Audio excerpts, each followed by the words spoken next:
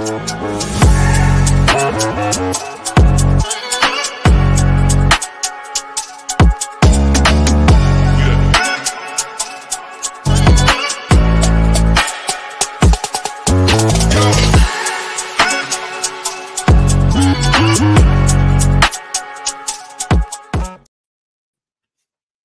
we are back. Welcome back to another episode of Player versus Team, aka PVT. And y'all know I'm back with my main guy, my co-host, Gleaming Willie Beaming.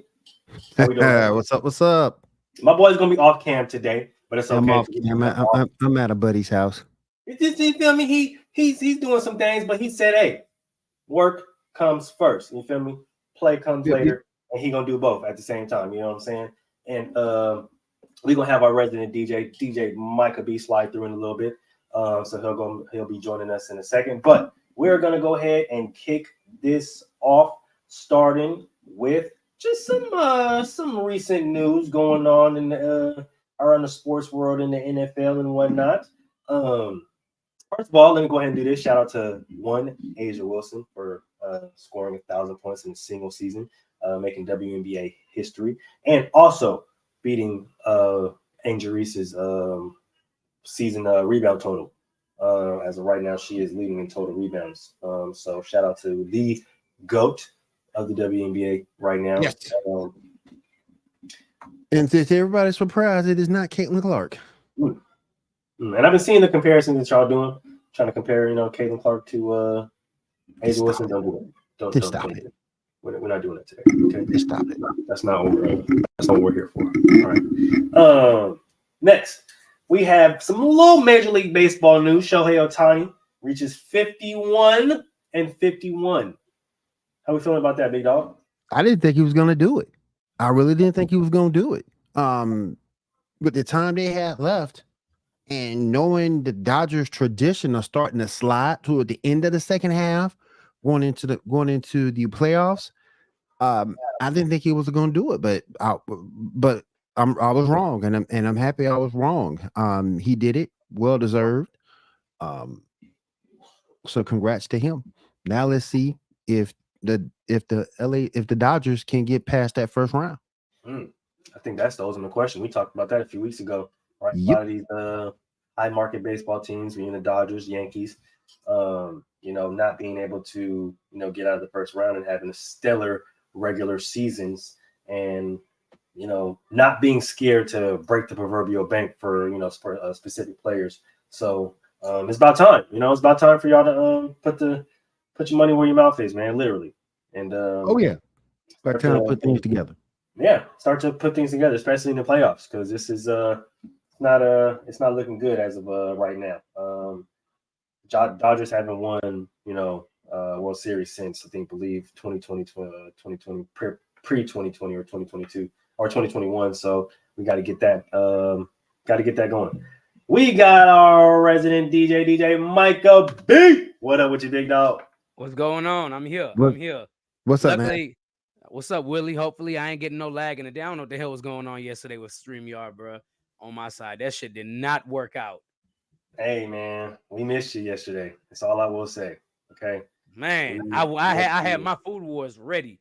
Sugar don't go on spaghetti, but hey, I was coming with it. Oh, come on, go ahead and let us know something real quick, man. Give us a quick hot take. I'm telling you, sugar don't go on spaghetti. Sprite is better than Coke. Oh, go back to the first one. Sugar don't go on spaghetti. Doing that? Bro, you'd be surprised. You'd be surprised, dog. You would be surprised. Sugar don't go on spaghetti. Sprite is better than Coke. Okay, we agree there. And then my last one was going to be Wingstop Ranch is better than any ranch you could buy in the store.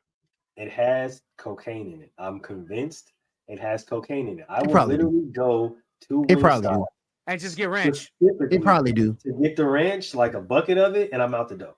I'm out the door. It's got that cocaine that Vernon Maxwell used to use after the game every night. It has to, because there's no way. I knew I was gonna start some shit up because I was gonna lead into this one too. It's like ranch dressing is not for salad. I knew that was gonna be some shit. If I can get like a solid Thousand Island or like an Italian. You know what I mean? Yeah, boy. Yeah, Come on. yeah. Come on. You know what I mean? Don't forget a good vinaigrette. Vinaigrette is good. You talking Yeah. about language. Yeah. Wishbone got this red wine vinaigrette that is fire. I'm gonna have to go get that. I'll even take French dressing versus ranch. See, not a lot of people know about that French right there. Okay, that's different. That's exquisite taste. All right, that's real exquisite taste right there. Okay. Man, I'm excited. Man. I'm ready. Okay, so look though. No, real Marquise. Quick. Hey, real quick. Look though. Real quick. And this got asked to me. I'm at a buddy's house, and this got asked me earlier, and it's more campaign. It's more of a common question than everything else, but we're diverse here. Who we taking first? White Queen or Scarlet Witch?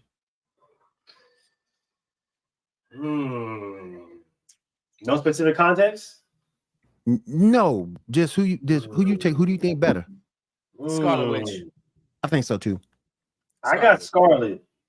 Scarlet It's OP, closer than bro. people think, though. It is though. That's the thing. But Scarlet OP, dog. Like Yeah, this with her new dumbass abilities OP now, really is she OP. though. Yeah. She OP. Especially now, especially with her newest upgrades, like she's really really OD. Like she's absolutely crazy. She's God level tier at this point. It's Yeah. crazy. I'm just saying it's closer than what you think because Emma ain't no slouch. No, he ain't no slouch. But Facts. Scarlet off the whole damn it, I can't even think of The whole Darkhold thing, and now that she Right. going through, Exactly. Professor X ain't won no problems with Scarlet Witch, bro. That's how OP Scarlet Witch is now. It's crazy. Then she recently got another upgrade that made her even stronger. Mm-hmm. Yeah. I was gonna Yeah, say that she shit did dumb. another upgrade that made her stronger. So it's like with the type of powers that she has and her mentality at some point in times, she's a wild card, and You I think gotta that's be ultimately like puts You her gotta above a lot be of people. somebody like the one above all. Bruh. To She really, almost On off that level. Thanos by herself behind yeah. Vision, dog. Yeah. Like I was gonna say over love. Over love, she was finna Pick get rid of that that purple nigga. Pick that nigga up in the air and was just like, it's time to catch this fade, dog. Over love. Oh yeah. Over a goddamn android. Nigga wasn't even a real person. He was Wasn't an even a android. real man. Crazy. And you want to know what's wild, right? You want to know what's wild because I got to go back to this, right? I know a lot of people, right? A lot of our people, right? BLACK people like to put sugar on spaghetti. Okay, I get it. I understand. I ain't never done it. I ain't never done it. Okay, I've I've heard never about it done a it. lot. It's a hood staple. My cousin used to do it. You feel me? Mm-mm. But I really don't even like. I really don't even eat spaghetti like that no more because I hadn't had it so much growing up. You know what I'm saying? Mom spaghetti type shit. So now when I see it, I just PTSD. I ain't even gonna hold you. So like, but you're not supposed to put Kool-Aid amounts of sugar in spaghetti. Okay, I be seeing y'all with the big ass measuring cup. Man. Y'all be dumping gallons of sugar in y'all fucking pasta sauce, bro. I don't understand. You're supposed to put a little bit of sugar to throw off the acidity of the tomato sauce. You're not supposed to put 17 gallons of sugar in there. Hey, on a That serious makes tip sense. though, and people wonder why our people suffer from diabetes because of bullshit like that. Diabetes. I ain't even gonna lie Moo. to you. Moo, I was about to cause controversy yesterday had I been on because I was gonna be like, just for a bullshit take, just to piss people off, I was gonna be like, Weiler's over Kool-Aid. Fuck with me. Boy. I ain't gonna lie to you. You got a point there. You low-key cooking with that. Greenstock Ranch is really top tier. You feel me? Like it's really top tier. I had to turn the panel up with the pickles take because I feel like too many niggas is doing too much with pickles, bro. Like, what was your pickles take? bro, it's just Pickles. What? Pickles should only be eaten, and this is just for me. It might be different for other people, but pickles should only be eaten with a burger and or a sandwich and or fried as an appetizer. Okay, because I will throw that in there. All right. So what else people eat pickles with? Bro, motherfuckers be eating pickles with hot Cheetos. Motherfuckers be eating pickles with with ice cream. Motherfuckers be eating I ain't pickles. never with done none of peanut that. butter. Oh, wait, no. okay. Like, The pickles and ice cream thing is a pregnancy craving, bro. I'm not. bro, leave the pickles alone. Pickles ain't do nothing to y'all. Hey, I'm not gonna lie, dog. You give me some pickle juice, I'll make a pickle pop out that bitch. Pickle pop's hard. I can rock with that because I used to do the pickle pops for you feel me before the game. Yeah, and for shit. hydration. Yeah. You feel me? See, because if you're an athlete, if you play sports, if you did a lot of shit running around, the pickle pops used to go money crazy. Okay, but y'all with the hot Cheeto pickles and the cream cheese salami pickles and the Kool-Aid, bro. Salami pickles, bro. I ain't never heard of them. I ain't never seen a cream injected salami wrapped pickle. Like that got to be a California thing. I don't know about it's that. Like this has to be something from the planet Alienus, nigga. Because what the fuck are you doing? Why are we doing all of this stuff to pickles, bro? I don't understand it. And then the crazy part about it is motherfuckers will go get the gas station pickle. First of all, I don't trust anything from the gas station if it's not enclosed in a bag and or a bottle. Okay. I'm not eating a sandwich. Hold on though. Unless it's Buc-ee's. What about you said unless it's Buc-ee's? Okay, I fuck with that. Unless what about the pickle Buc-ee's. lady? What about the candy lady up the road where you can get a pickle from though? Now see, that's different though, because that's back in the day when we was at the hood, and you know what I'm saying, you can go right up the street, you can get the pickle, you know what I'm saying, you can get the cup with the slush, and you probably get some Skittles and shit for like $1. Yeah. You know what I'm saying? You know what I mean? Like that was cool. I wanted because I knew where that was coming from. She went to the, you know what I'm saying? She went to the Walmart. She went to the store to the Food Max up the street. Put them hoes in the fridge. You feel me? She hooked it up for us, bro. Like the gas station pickles. Oh, I gotta check the expiration date, bro. I don't know. What? Explain to me exactly what the hell a gas station pickle is.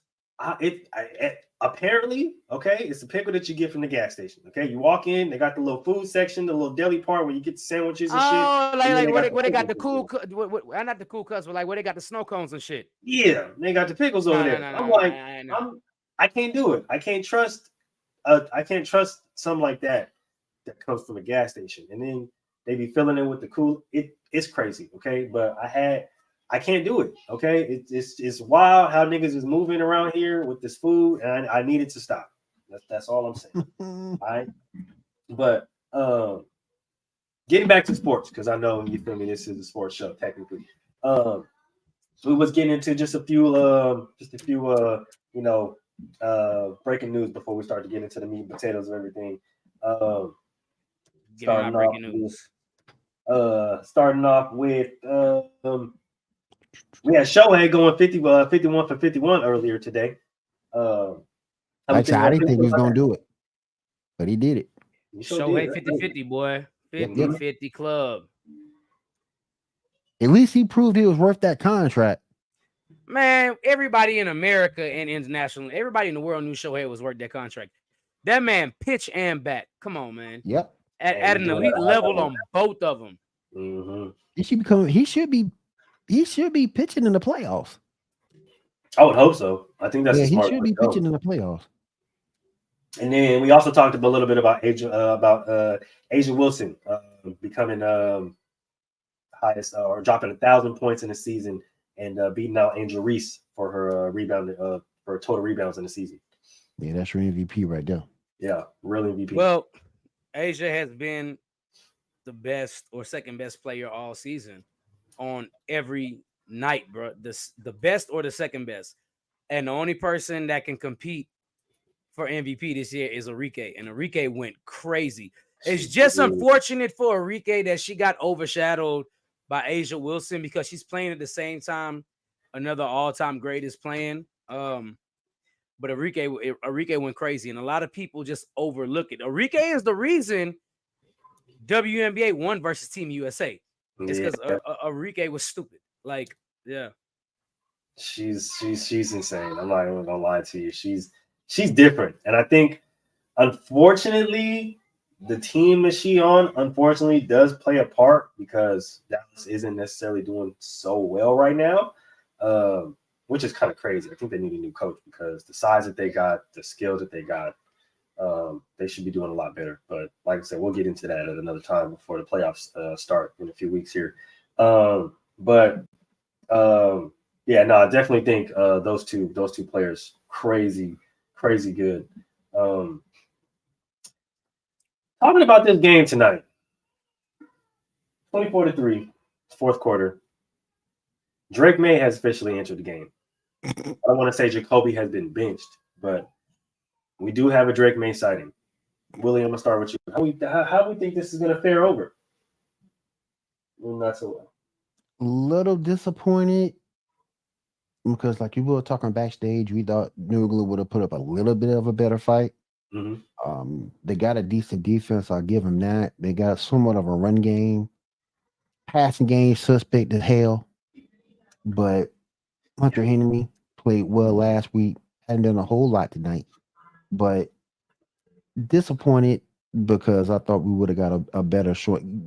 I thought we could have got at least 10 points from the Patriots tonight and make it a little bit more competitive. Jacoby came in not looking that bad, but they just couldn't get it done. We'll see if Drake May can do anything. Disappointing. I'm just kind of shocked they chose this to be the Amazon Prime game.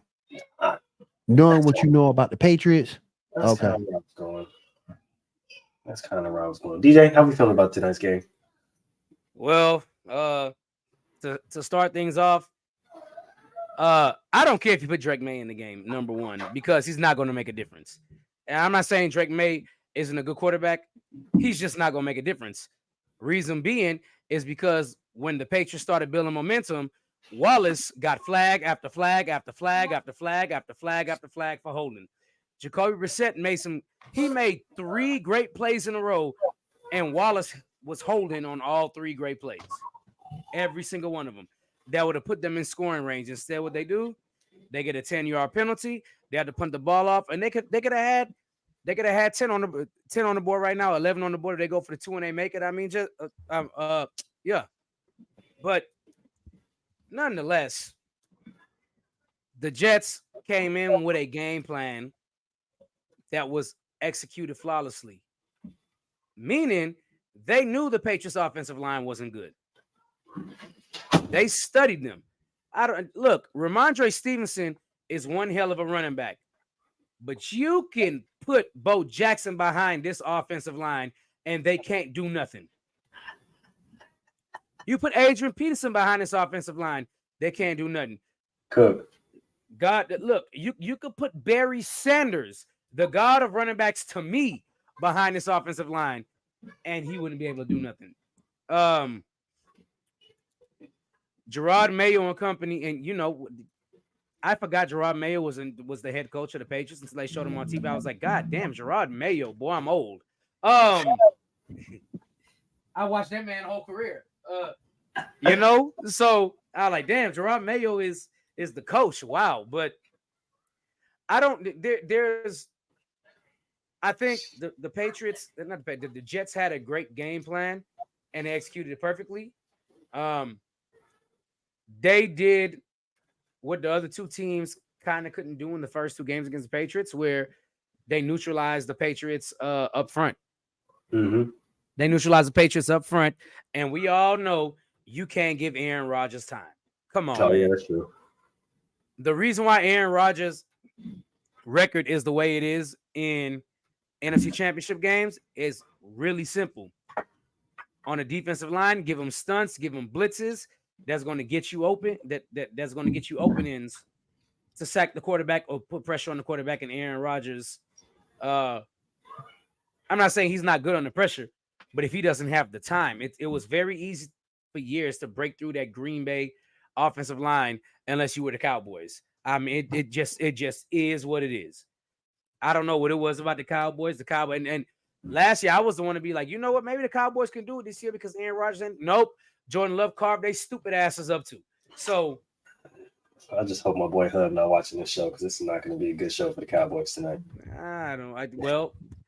It ain't. It just whatever. I don't think making a quarterback switch is going to solve any problems in New England. That's really what it comes down to. I don't care who you put behind that offensive line. They're going to look like Derek Carr from the Houston Texans in 2002 because that offensive line can't protect, bro. They just just can't. The one play when Jacoby Brissett had time, he improvised with his feet and he got the ball where it needed to go 3 times in a row, like I said. But holding penalty. And one of those was a holding penalty with a pass interference, so it offset it, and they just had to replay it. Whereas they would have been on the 3-yard line and would have converted on the first down on 3rd and 4. They backed up to 3rd and 14, and any momentum they had there just got stunned. So I mean, the Patriots were neutralized. It's not. I don't mean to cut you off, but the whole thing that frustrates me about the Patriots isn't just the line. It's just the fact that the whole team as a whole needs to be retooled. The secondary is not that great. The defensive front's not that great. The wide receivers are atrocious. You referred to the line. The line is terrible. The quarterbacks are subpar. So that whole team needs to be regutted, and it's just sort of kind of frustrating from the fact that we used to see them compete. I'll say this, Willie. And now they can't compete. If your name ain't Ramondre Stevenson or what's Hooper's first? Is it Austin? Hooper's first name? I can't remember Hooper's first name. If it ain't Austin Hooper or Ramondre Stevenson, you up on the trade block and you gotta go. Yep. Amen. That's it. Amen. That is it. I think when you look at the Patriots, it's a lot of people bank on their defense, right? Like they got a few key pieces, not named Matthew Judon, obviously, because they let him walk. But when you look at Jabril Peppers, coming from the Giants, looking at Christian Gonzalez, who's supposed to be, a top-rated corner in this league, who's actually been playing very well since he's come back from injury. Kyle Duggar, another, really solid safety. It's like they have pieces. It's just I don't think that they have the pieces in the right place or enough of them, honestly. But kind of like what DJ Michael B said, I don't think that, quarterback specifically is going to fix the problems that go on within the Patriots. But I do think that DeMeco is on to something. He's on the right track, right? I think he's moving in the right direction. I think he understands that people expect a change of regime. People expect a change of environment. People expect a change of culture. And I think that's what's happening right now when you look at the Patriots. And it's going to take a little to get used to, something to really kind of take in and, understand that it's not Bill Belichick ran, team anymore, even though, you still have a Robert Kraft and you still have, sentiments of that old Patriots team. I do think that people have to realize this is going to be a different Patriots kind of team, and we have to expect, a lot of things to not go right before they go right. But kind of like me and Willie said in the background, I just expected a little more fight today. The outlook from the past 2 games, you take both the past 2 teams down to the wire, essentially. Defense played really, really well. Now, I don't know if this is just fatigue, coming off of, a short week. But defense was playing really well. Jacoby was starting to put it together. The offense starting to put it together. Ramondre was looking really well. Me and Willie discussed him a few weeks back as well. Jacoby was looking, pretty solid. We're not saying he's a superstar quarterback, nor does he have to be, but getting the tight ends involved, servicing. Exactly. Thank you. Getting the tight ends involved, using your receivers and your weapons as you can, or as you said, as you see fit. And we know that they don't really have any. So being able to get, other players involved. I thought that this game would probably be a little more closer, a lot more competitive. But that's funny because I thought this game wasn't going to be close. Me and my uncle both said this game wasn't going to be close and the Jets were going to win. And I think the reason why we both said it is because we both felt like after watching Aaron Rodgers the first 2 weeks, it's like, okay, at the end of the second game, you could start to see Aaron Rodgers get his legs back underneath him. I said, uh-oh. Because, he did miss a hole. He did miss a hole. The game just seemed a little fast for him at first. But at the end of last week's game, I was like, he started having some of them old school throwback plays, the dagger throws, and it's like, okay. That's a good point. We starting to see a little bit of the old Aaron Rodgers. Maybe he got his feet back under him now. And, when you come off an injury like that, you're scared to get hit. It's true. You're very scared to get hit. You don't know how your body's going to hold up. But when you finally take that big blow and you see your body hold up, you're like, okay, I'm back to being me. And you start to regain. I think Aaron Rodgers finally regained some confidence. And I saw it at the end of the last game. I was like, hey, that's the Aaron Rodgers I know. Okay, he's throwing some daggers here and there. Here's what I will say, though. Jacoby Brissett still has a cannon, bro. That he does. fucking pass from the 20 to the end zone that is no wind up. He just sat there and threw. I was like, oh my God, this man did not just throw the ball 80 yards down the field. That's crazy.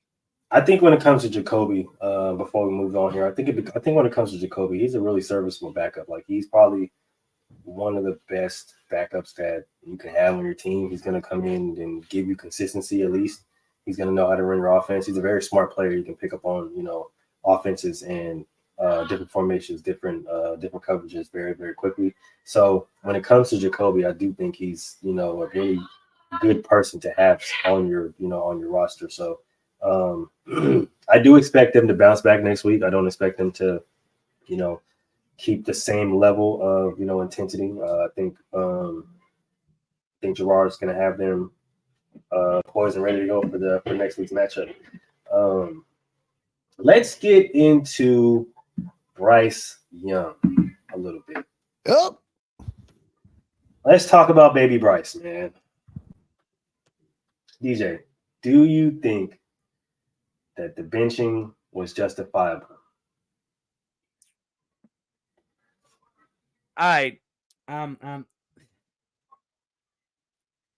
If the rumors are true about the team approaching the coach and saying they need to bench Bryce Young, I would say it's justifiable. Just because that means the team has lost confidence in him. And when the team has lost confidence in their leader and their quarterback, they're distracted and they're not going to play as hard as they would for another. So if that's really the case, I do think it's justifiable. But on the flip side of that, and I hate to say it like this, but y'all did the same thing with Justin Fields. Justin Fields look nice right now. He looks like the quarterback we thought he. Nobody. I mean, I didn't think Justin Fields was going to be a superstar.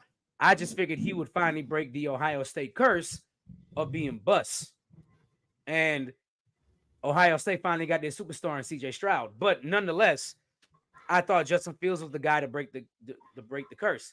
And what you got, don't believe him, Moo. Once he left Carolina, boy, were we right about Justin Fields. See, the thing is, you want Bryce Young to be the savior of your team. I get it. But you traded DJ Moore, the number one receiver. You traded him for a bag of chips and a bottle of cologne, is what you did. That's what you traded for. Bag of chips and a bottle of cologne. The same thing we said about Justin Fields. Justin Fields' best weapon in Chicago was Chase Claypool whenever they traded for him. Like I was going to say, you can probably say Chase, maybe Cole Kmet at the time. Darnell Mooney, throw his name in there. He had his two connections. Fields did in with the Bears, but they both got hurt with DJ and Cole Kmet. That's what his two connections. He had a little bit of a connection with Mooney until Mooney's last year, but he had a connection with DJ. He had a connection with Cole Kmet, and that's why you saw the other night when DJ Moore was on the bench and Caleb Williams was over there. He looked like he had a ton of attitude toward Caleb Williams because he didn't want him. He didn't want him. And look, to me, I don't think Caleb's gonna be that guy. I said it on this show. I said it on my show. I don't think Caleb's gonna be that guy. But consistent. But the thing about it is this: you have to give a guy a chance. And to go back to Michael's point, I don't think Carolina gave him a chance because what does a quarterback need more than anything else? And that's an offensive line. There ain't no offensive line in Carolina. There's definitely not an offensive line with the Bears. That Bears running game is even atrocious. So you got to give a quarterback a fighting chance. And Carolina did not do that with Young. That's facts. That's absolutely facts. And it's going to be unfortunate if Bryce Young goes somewhere else and balls out. Like the real problem here is, let's be serious, dog. Chicago and Carolina have no direction. Carolina's been cursed since they cut Cam, rightfully so. They deserve to be cursed for that shit. They deserve to be cursed. Yeah, they deserve to be cursed for that. That's true. They deserve to be cursed for Cam. And then on the flip side with Chicago, even though this is about Bryce Young, Caleb Williams is doing to be cursed too. This is not they lack talent and they can't play. This is the organizations have failed them. They have failed both of these young QBs. Granted, I think Caleb Williams should have been studying more tape other than getting his damn fingernails painted for his first game in the NFL. You should use that time to study more tape because I did not see good throws. I didn't see good reads, and the game looked a little fast for you. Preach it. The problem with Bryce Young is he has time, a little bit more time to carry on start of football. But when he looks down the field, he has no separation anywhere. And I guarantee you, at the end of the season, when the advanced analytics come out, the Panthers are going to have the least percentage of separation between receivers and defensive backs. Easily.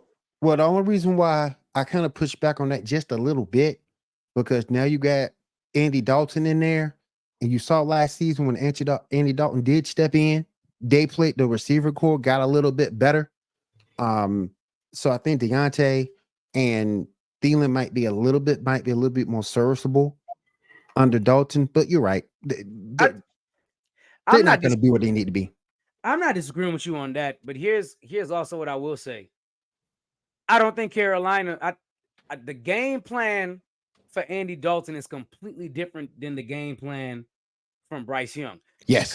Because Bryce Young can move the pocket because he can be a dual threat with his legs. Yes. They're throwing a lot of blitzes Bryce Young's way because they know his instinct is to lead with his legs once the pocket breaks down. On the flip side with Andy Dalton, you're not game planning for Andy Dalton, but if Andy Dalton comes in the game, you know he's not the most accurate quarterback. So Andy Dalton's they're going to switch to a 3-4 defense and be like, all right, we're going to force you to throw into these tight windows. And we saw Andy Dalton in Cincinnati. Andy Dalton took Cincinnati to a couple of playoffs. They were one big hit away to Antonio Brown to making the AFC Championship game. You know, like yep. After that Vontaze Burfict hit, of course, everybody knew Antonio Brown was never the same. CTE is real, people. Just want to let y'all know. CTE is thin. But yeah, like the backup quarterback, and Moo, you can attest to this. You don't ever game plan for the backup quarterback. You probably be like, hey, if the back quarterback comes in, this is what the game plan is going to be. But we're not planning for him. So Andy Dalton is a very good backup quarterback, but he reminds me a lot of Cooper Rush too. Yeah. The first couple of games when Dak is gone, Cooper Rush looks real good. 2, 3, 4 games. But you damn well know when we get into 5, 6, 7, 8 games and teams got time to study tendencies and this and that, the ties start to change a little bit. Fact. I'm looking at Carolina's draft history right now. This is true. And when it comes to this Bryce situation, I'm on the side of the organization failed him, right? They never gave him the opportunity to succeed. In that draft that Bryce was taking, you take a guard in Chandler Zavala, who's only played 2 games this year. You take a DB in Jamie Robertson. Well, we'll be on in the 3rd game of the season. But I get it. He's a rookie. I get it. This is his 2nd year. So, and even last year, He only played. I got you. He played 10 games, started 7 games. I got Okay. you. So you take one offensive lineman in there in the same draft that Bryce was taking. Now, prior to that, you take an offensive lineman as well. But he's not even playing right now. You take a quarterback in that draft, Matt Corral. He's a backup. You did take a tackle, but he's not very good. This is the problem that I have, right? The last quarterback that they took that actually was serviceable, that they did something with, was Cam Newton, right? They cut Cam Newton, and they've strictly, when you look at the outlook of their drafts, have strictly focused on defense. From 2011, they've taken more defensive players than they've taken offensive players. And even that's gone south. Because they traded them all away. They don't have anyone Yep. anymore. Like, they literally don't have any of their defensive players that they drafted anymore, except J.C. Horn. Yep. So when it comes to the outlook of the Panthers and how the development of Bryce Young was supposed to go compared to how it did go, there's a lot of problems that you see, right? Like, there's a reason why the Cowboys took 5 offensive linemen, 7 offensive linemen in those years that they brought Tony Romo. Because they understood, if we can protect this guy, there's nothing that he can't do for us, right? And then that goes into the Dak regime, right? Because now we got a whole offensive lineman. We got a whole offensive lineman that can protect Dak, right? So I just think that they've done their due diligence to reverse develop somebody like Bryce. And when you have a player of that caliber, you can't have him play like a 6'2", 6'3" quarterback, because he's not that, right? When you look at all the short quarterbacks in the league that have been successful, Russell Wilson, Drew Brees, they always have them get out of the pocket, right? Rollouts, right? A lot of play actions.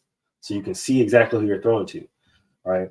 I had a conversation the other day. A lot of guys were talking about how Bryce doesn't really move the safeties or the linebackers with his eyes. I'm like, well, how the fuck is he supposed to? You can't see them. I'm not even like, I wasn't trying to be funny, like, but I was just stating the fact, like, he can't fucking see them. Like, y'all want him to sit up there and be moving with the shoulders, like, he can't see them, they can't see him. All they see is the fucking ball come out over 6'5", 6'4", 6'6" plus offensive linemen. Like, and that's all Bryce sees. If we're gonna sit up here and criticize the type of player that he is and the reads that he's making and the timing throws that he's not making, we gotta understand they're not putting him in position to succeed. You got to get him on rollouts. You got to get him outside the pocket. You got to get him in space to where he can see and identify and look down the field, identify coverage, identify pressure, look to see who's open, and deliver a good pass. That's how that's going to work. It has to be the Russell Wilson treatment. It has to be the Drew Brees treatment, right? Or get him on deeper drops. We know he has an arm. We know he can throw. The nigga went to Alabama. He used to throw to Jameson Williams for Christ's sake. Like, we know he can throw.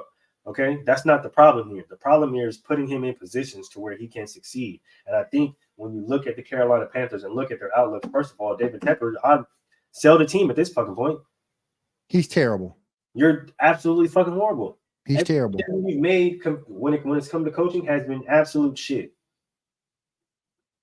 So the fact that you're trying to put this all on this kid when you're the ones who are making these signings, you're the ones who are hiring these coaches.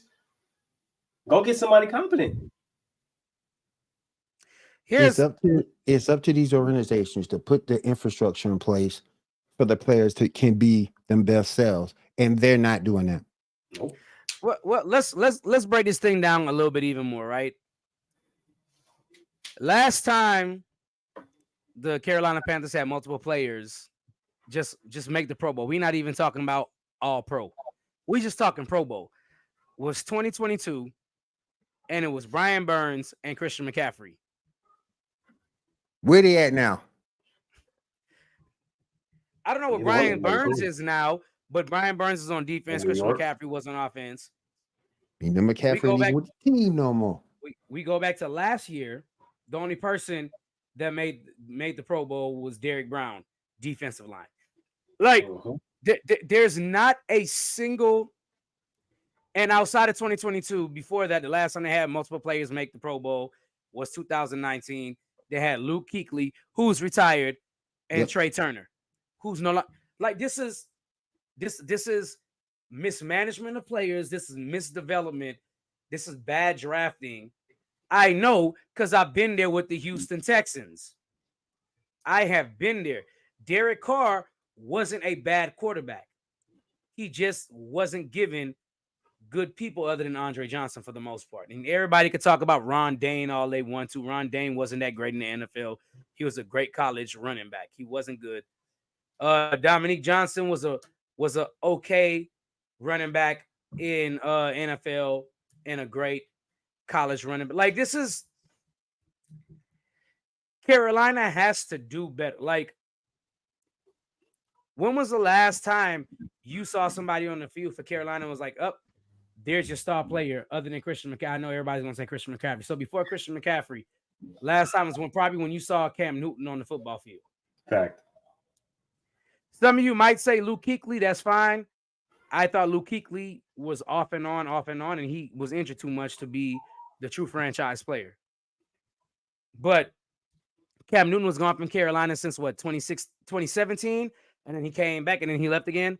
Come on, man. I love Steve Smith, but they didn't keep him. Steve. Everybody loves Steve. The only bright spot is Shaq Thompson. That's the only bright spot. Oh, real quick, Brian Burns is with the New York Giants. Yeah, he's with the Giants, which is crazy because no, never mind. The Giants didn't keep him either. Oh, the Giants are crazy, bro. I don't understand. Everybody of value that they've had, they have not been able to retain for some reason or another. Either they didn't want him anymore. I think the last person they really retained was Cam Newton, and before him, and Steve Smith, and before Steve Smith, Sean Alexander. But that's when Jake Delhomme was quarterback, and they did get to a Super Bowl. Yep. Which is still crazy to think that Jake Delhomme was like 2 plays away from winning the Super Bowl against the Patriots with Sean That's Alexander. Crazy, ain't it? What? That is crazy to think Jake Delhomme had a chance to win a Super Bowl. Not more crazy than Rex Grossman, but hey, to each his own. I mean, it's just crazy, bro, because the only person that you can say that they've actually kept is like maybe 5. Everybody else is virtually gone. So if y'all are going to justify this benching, especially for somebody like Andy fucking Dalton, bro, like I do not care. The Red Rifle should be forward. But you do have to understand it from a certain perspective too. I think it's unfair to put that on that young man's shoulders to be the face of a franchise. I think that's sort of kind of wrong because you know where your team is personnel wise. And if you don't have the personnel to complement that expectation of him, then the organization is in the complete wrong. Yeah. Now, if the personnel was better, you better at receiver. You got some of the upgrade with Dante. But everybody else is pretty much gone flat. James Brooks is going to be, I think, he's going to be a fantastic running back, but he's hurt. Yep. So I just think that if the personnel match the expectations, okay, I got you. Put the expectation on him, but know where your personnel is, where he fails as an owner, where the GM fails as a GM. That personnel isn't good enough to carry the expectations of that young man like that. They were completely wrong. Now, on the flip side, we got to remember, fellas, this is a business. Yeah. And you got to try to put a winning product on the field. So from that standpoint, I have to justify it because you have to put a winning product on the field or the best winning product possible. And that's where that's when the Red Rifle comes in. But he's not going to be the guy. We all know that. Well, but they have to do something. They got to do something to put butts in seats. You got them tickets selling at $1.80. You could have saw that game last week for $1.80. That's true. I'm not gonna lie to you. They did have a record like low. $1.80. Yeah. Hey, I Like, could have sent my kids. and I think when it comes to the Andy Dalton thing, I understand the experience part of it, right? Teaching a young quarterback how to not only see the field, not only how to play quarterback in the NFL, but how to win in the NFL, right? And a lot of OG quarterbacks, a lot of veteran quarterbacks, although they may not be good, they know how to win, right? So I understand that part. But you looking at the outlook of the team, Xavier Leggett, you brought in Deontay Johnson, you got a old ass fucking Adam Thielen, right? Like 75-year-old Adam fucking Thielen, right? Like you got some. Me Really and that motherfucker the same age. He might have you, big dog, by a few years. Me and that motherfucker might have you by a few years. I didn't watch you. Just looking the way he. I seen in practice today. All right, I seen the practice film. You niggas ain't slick. The fact that y'all motherfuckers are running reverses and end rounds to Adam 77-year-old Thielen is crazy.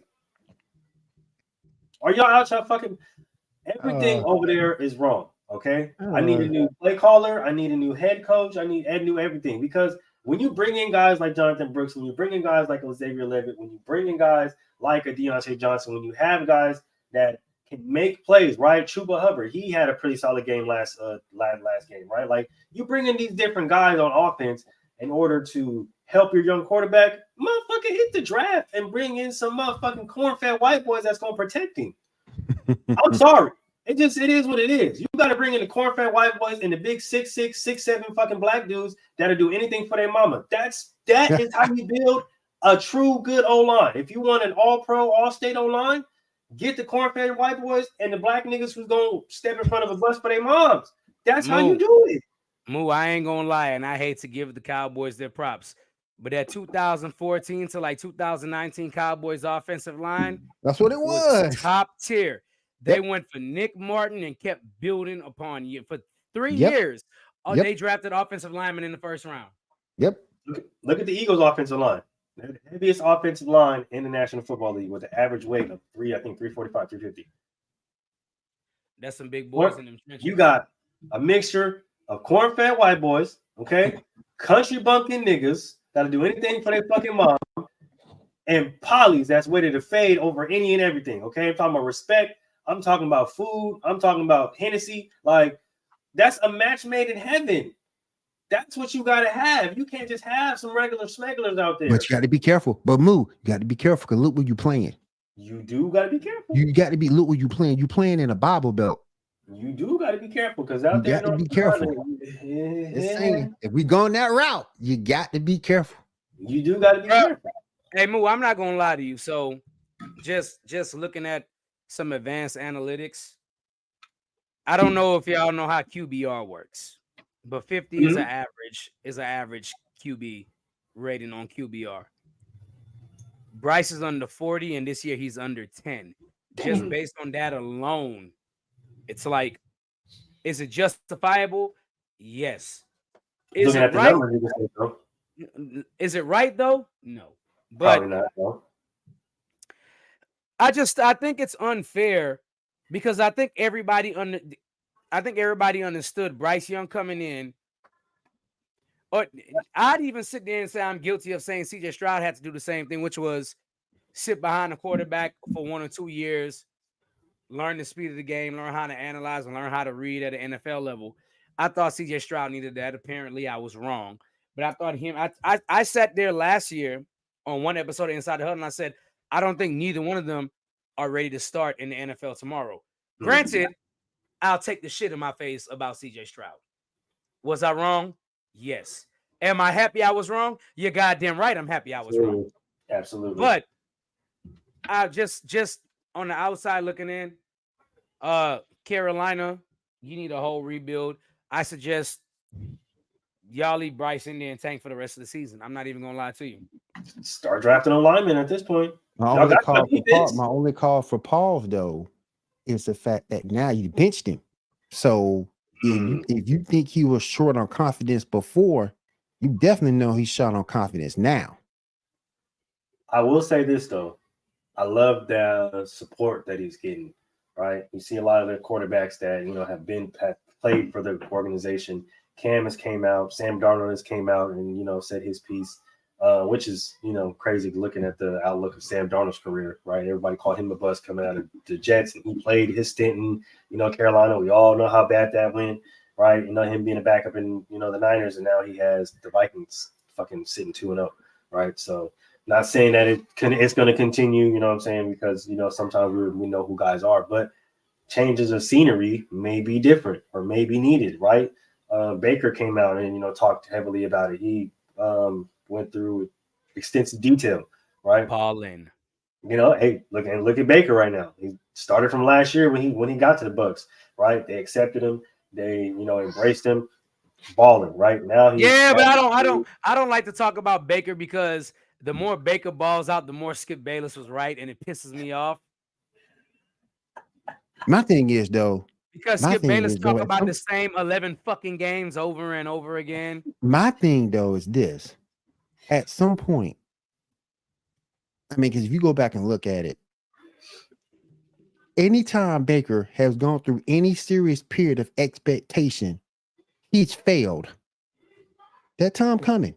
That time is coming. Tampa Bay gonna lean on him. And they're gonna lean on him, they're gonna lean a little too hard. I disagree. He's gonna fail. I disagree. And I disagree with any time they leaned on him, he's failed. And let me tell you why I disagree. When they leaned on him in Cleveland, when Cleveland had that great year, everybody understood the reason why they had that great year was because Nick Chubb and Kareem Hunt were running the shit out of the ball. And then right before the playoffs, what happened? Nick Chubb is out for the playoffs. He got hurt. Then in the first game of the playoffs that they won, Kareem Hunt got hurt. So the thing you were relying on the most was your play action plays and your run game. And Baker Mayfield was just there to get the ball, to throw the ball in short spurts to get first downs when they had 3rd and 3, 3rd and 2, and they didn't want to run the ball because Nick Chubb and Kareem Hunt was a two-headed freaking monster. I kind of disagree with that take just a little bit because when the expectation was high, I think the two best players on that team was hurt because I wouldn't consider Baker Mayfield a top two player on Cleveland the year they had the expectations of at least getting to the AFC Championship game when they got to the second round. Both of their top players got hurt. So I disagree just a little bit with that. But I also agree with you on the flip side of if you're the quarterback and it's your team, you're supposed to step up and next man up and if you're the third or fourth best player, you have to elevate your game to move on. And Baker didn't necessarily do that, but he wasn't asked to do that all season either. True. So, yeah, and I think when it comes to Baker, he gets a lot of guys, because he did win the Heisman, what I'm saying? He was a top pick, so a lot of guys do like to put him in a category where he might not belong. So when it comes to Baker, and this has always just been for me, and my opinion on Baker, I've always loved the kind of player that Baker was. Loved him coming out of college. It's just I think a lot of people tend to overrate him because of moments.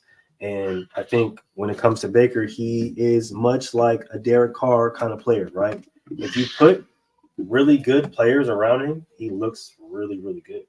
Like, he's somebody that can't. He's like Carr, like you just said. He's somebody that can't do it by himself. Yeah, exactly. And I think that's the ultimate point, right? When it comes to Baker, with somebody ain't like nothing Baker. wrong with that.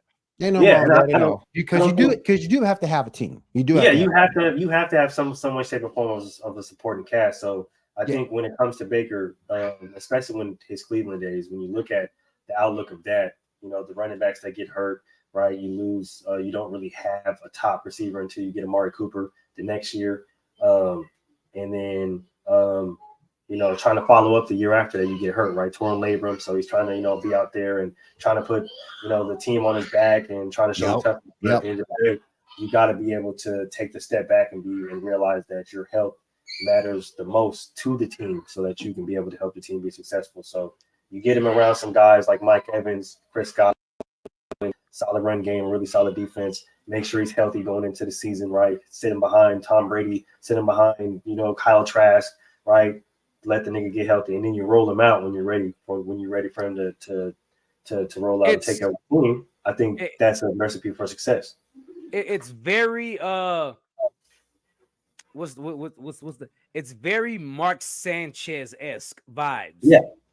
Sanchez, yes, I like that. Yeah. Like it is. I like Yeah. that. Y'all remember the run that the Jets had when they beat the Patriots in the second round and got to the AFC Championship game? Like, I mean, it gives off the vibes that it. Granted, I do think Baker Mayfield is a better quarterback than Mark Sanchez, but I mean, The situation it's a lot.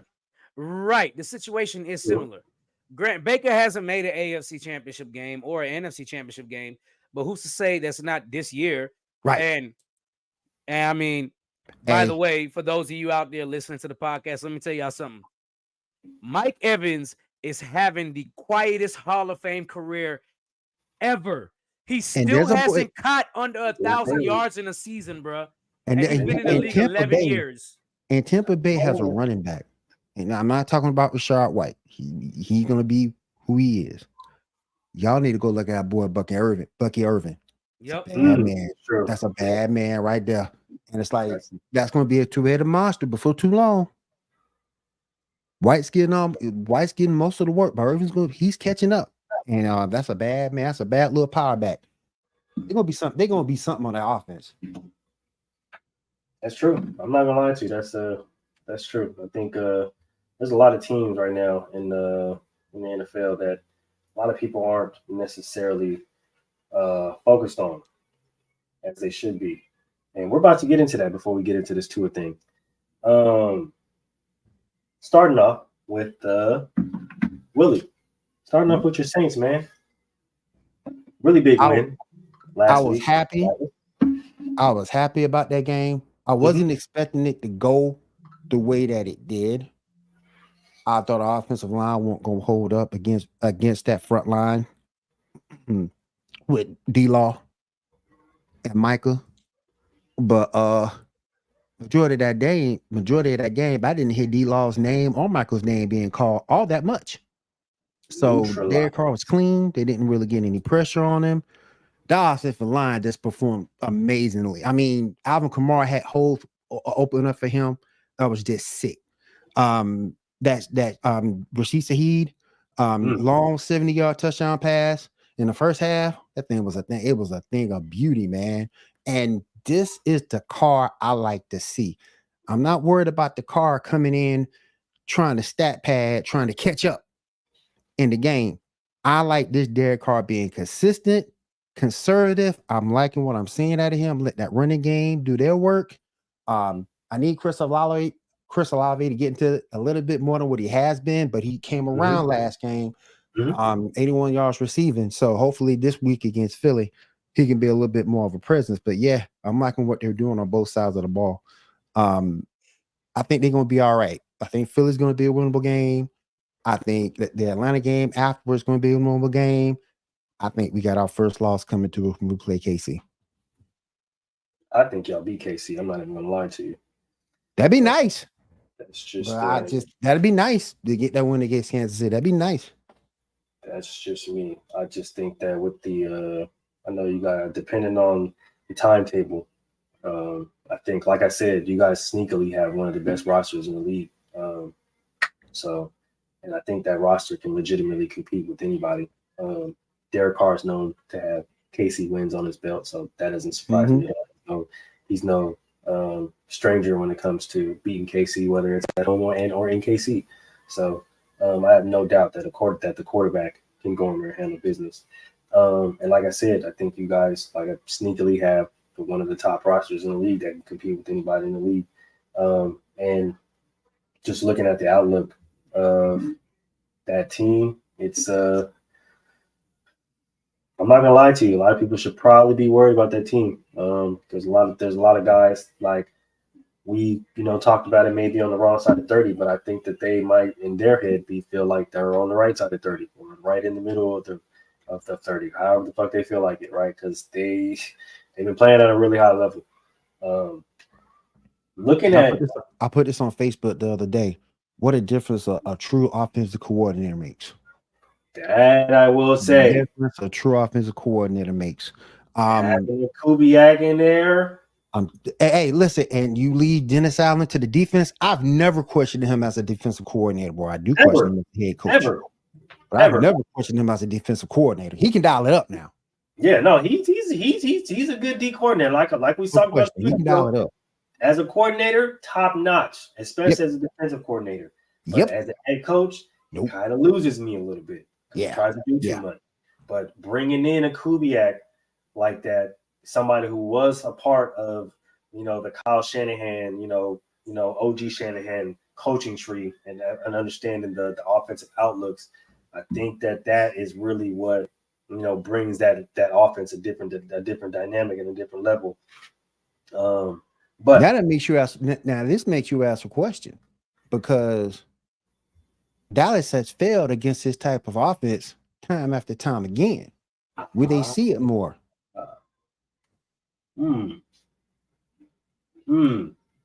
I think it have been able to stop it. Damn, that's true. I think that might be a problem. Will they see it more? That's probably going to be a problem for them going forward. If a team has the personnel to run it, and there's some teams out there that can. Yep. That's going to be a problem going forward. I'm not going to lie to you, especially looking at the outlook of how that Dallas defense just is, how they're built. I think that's a really good question. I'm not going to lie to you. I think we're probably going to have to see it a few more times, just depending on the coach, depending on the offensive coordinator, where they came from, that type of scheme that they're running, and if it is really going to give the Dallas Cowboys consistent fits. But I think overall, that's a really solid question to put out there. Looking at the outlook of our undefeated teams, or just teams that are 2-0, what do we think is real?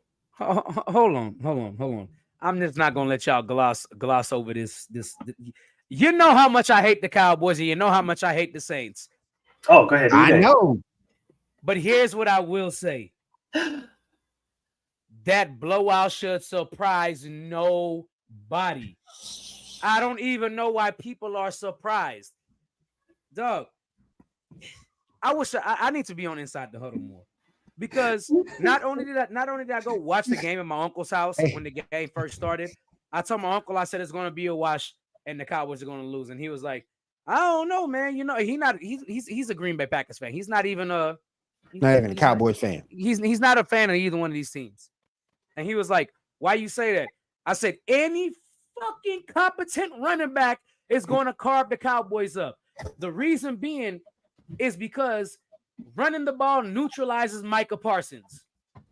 Yes, he's a defensive end, but he's a smaller defensive end, and he makes the best plays when you have a quarterback that drop back and try to throw the ball into zone coverage. That's where he gets his money. It is very apparent. D-Law, look, love him, future Hall of Famer, old. I don't care. You're not formidable anymore. Facts. But more importantly, we should have seen this coming because they just suck against elite running backs. The defensive line outside of Micah Parsons ain't good, and he's just good when he's in drop coverage. If you're not double teaming and forcing the offensive lineman to pick, Micah Parsons is neutralized. San Francisco did it last year. The Saints did it this year. And more importantly, if you watch my video from early this year, after they lost to the Green Bay Packers, Aaron Jones carved them up too, using the same type of scheme. Yeah. The same scheme. Yeah. I'm tired of telling y'all. I don't give a damn how good y'all think Trayvon Diggs is. I understand Trayvon Diggs isn't back yet. I don't care how good y'all think Trayvon Diggs is. He might be number one in takeaways over the past 2 years from the corner position, but guess what he also is? Giving up the most damn yards. And when you give up yards, you don't have to get scored on. You give up yards, you get in the end zone, you let your running backs handle the rest of the business. You know why Derek Carr was so successful against the Cowboys? Because the play action was carving their asses up. They were so scared of Alvin Kamara running the ball, they stacked the box and put all the receivers in one-on-one coverage. And if y'all know anything about Derek Carr in man coverage, and then another thing too that sort of kind of shocked me a little bit. that I didn't expect the Saints to do. They doubled CD after that first touchdown. Well, who else the Cowboys got as a weapon? Zeke is the running back. And with Ferguson out, they have no running game of their own. I don't trust Rico Dowdle. I don't trust him. And we know what Ezekiel Elliott already is. So we know what Dak is too. Yep. And once they double CD, that was pretty much a done deal. When CD caught the long pass, what was it? Man coverage. Yep. Man coverage. Man coverage. Blew by him. Mm-hmm. He made a move, blew by him, caught the long pass. It is what it is. Hey, sometimes you get beat. You know what I'm saying? Sometimes you get beat, and it is what it is. Dak is known to have a big play or two in the game. Dak is not just this inaccurate quarterback. He just sucks under pressure. Yeah. Is really what it is. Yeah. And the Cowboys' offensive line has gotten out. I mean, Nick Martin, I think I drafted 2014. It's now 2024. 10 years in them trenches, it takes its toll. You haven't redeveloped your offensive line. You went back to Zeke. You haven't drafted a running back. You know what you're getting out of Dak every game. You're going. If the Cowboys don't start off winning, they're going to lose it. Once the Saints took the lead, and I saw 21-0 in the first quarter, I said, "This game's over." What was up? This game's over. Oh no! Once the Saints scored the first touchdown, I knew it was over. I'm not gonna lie to you. That game, Dallas, the Cowboys front run better than anybody. Once they get up, they front run. But when they get behind, I can't even say that about the team this year. Once they get up in their front runners, because you don't have the same running game you had last year. You don't have the same running game, and it's not going to be as effective. And I'm not saying what's the running back from last year? Tony Pollard. Tony Pollard. I'm not even saying Tony Pollard is this crazy gifted running back that's a all pro or pro bowler and this and that, a perennial pro bowler or whatever. But he's better than what the hell you had now. Yep.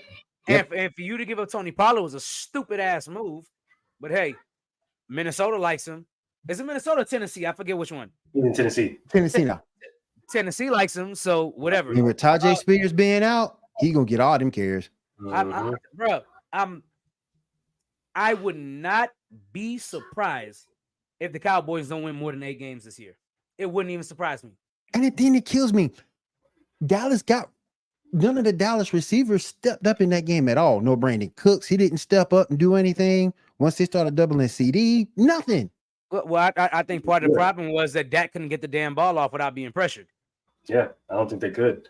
Not to mention the pressure, but the physicality of that game. The Saints came out to hit that game. The Saints can compete with anybody on any given day. Derek Carr, I look, one of my friends is a Saints fan. One of my close friends is a Saints fan. All last year, he shoved down my throat. Derek Carr is ass. I said, Derek Carr is not ass. He'll probably be ranked somewhere between the top 15 to 18 quarterbacks in the NFL. Yeah. And if you get rid of Derek Carr, who the hell you gonna have as your quarterback? Because he's going to the rookie Spencer Rattler, who ain't ready. Franchise quarterbacks ain't definitely just out there floating around. You ain't got Derek Carr, you going right to Spencer Rattler. He ain't ready. I said the only quarterback you can take if Derek Carr leaves and you want to offer him a contract is Kirk Cousins, and that's probably the only quarterback that you would probably say would make the Saints better, because all the other quarterbacks are locked into extensions. Kirk Cousins went to Atlanta. I don't believe in Kirk Cousins, and I try to tell everybody that. They were like, "What about primetime?" I don't even want to hear it. He's won primetime games, and he beat the Saints, so I definitely don't want to hear it. He's been 4 or 5 in his last 9 primetime games. He was 1-9. As of recently, he's been 4 or 5. So that primetime narrative has to stop. But I'm glad leave my cousin alone. That. But the thing with that, though, but the thing with that though, Cousins is a good workable quarterback in the regular season. We all know this. His issue comes down. He can get you to the playoffs. But once he get to the playoffs, that's when I always see him decline. Moo, jog my memory real quick. Wasn't it Kirk Cousins that beat the Saints in the playoffs? It was him, but that was not him. That was Mike Williams. Damn it! Right. What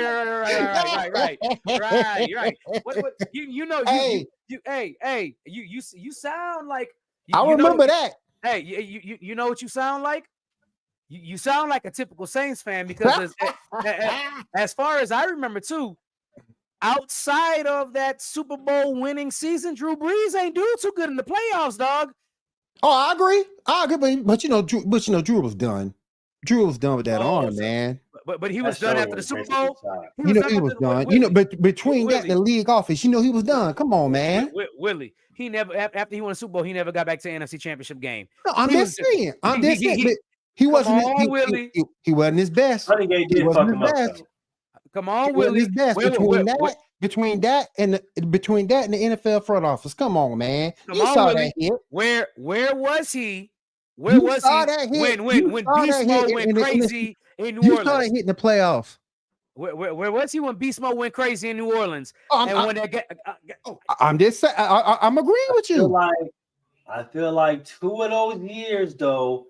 2 of those years. Yeah, I know they got cheated by the Rams. I understand. Yeah, 2 of them years they got cheated. That's all I'm saying. No. But then again, the other year against the Vikings, though.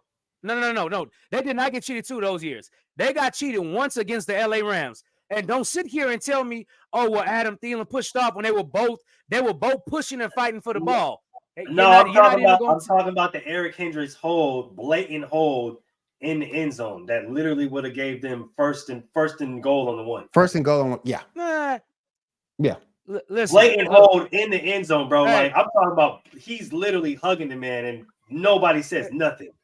I'm like, what's going on here? The only loss I count as a cheat is when they blatantly passed interference down the field. Holes get away all the time. But that blatant ass pass interference call against the Rams, that was blatant. Look, I'll be the first person to say when I saw it in real time, I said, man, that's a good no call because I don't think the pass was catchable. Then I watched it back in slow motion. I said, okay, these niggas got cheated. Yeah, and that's the reason why I say that hold, because like as a defender, I'm like, Eric, you know damn well. Like I was just looking, I'm like, no way they let you get away with that. But you know what though? The reason why I don't hold that is just basically because you hear players say it all the time. Just holding on every freaking play in the NFL. There is. That though was crazy. It ain't. Yeah, I mean, yes, it was. But the fact of the matter is that you shouldn't have been in that position any damn way. True.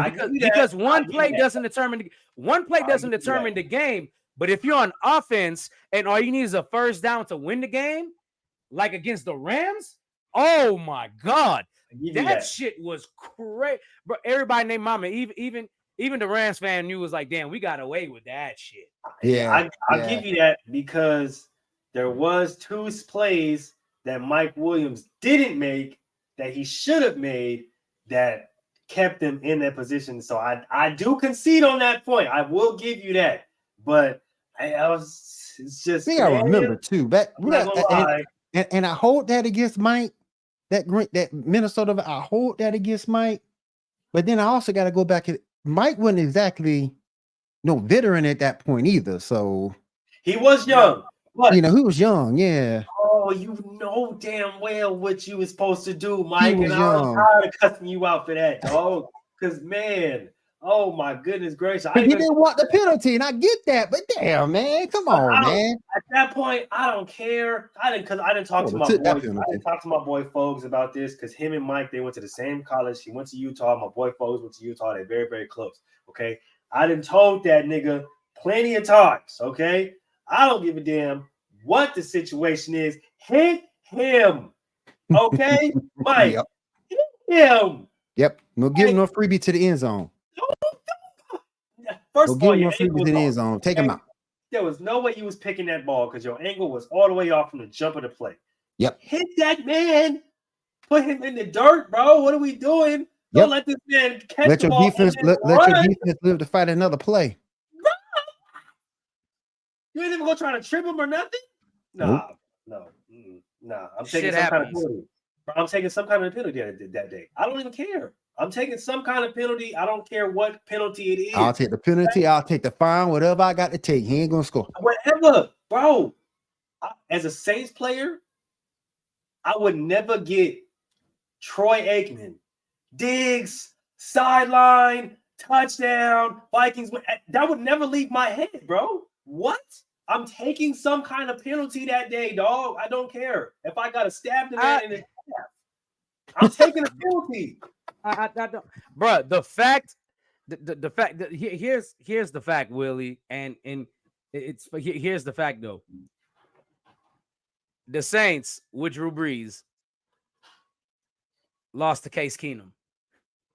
I mean, okay, that's the fact is y'all lost to Case Keenum. You saw that, but again, you saw that Minnesota game. There was passes that Drew Brees didn't have the arm strength to complete the damn pass in the Minnesota game. You saw that. Drew was on its way out, man. He was balling though.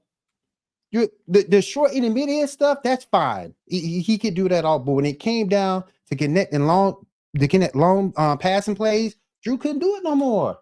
Bro, when it came down to hitting the receiver, all he had to do was let this nigga catch the ball, land on the floor, and knock him out of bounds. Yep.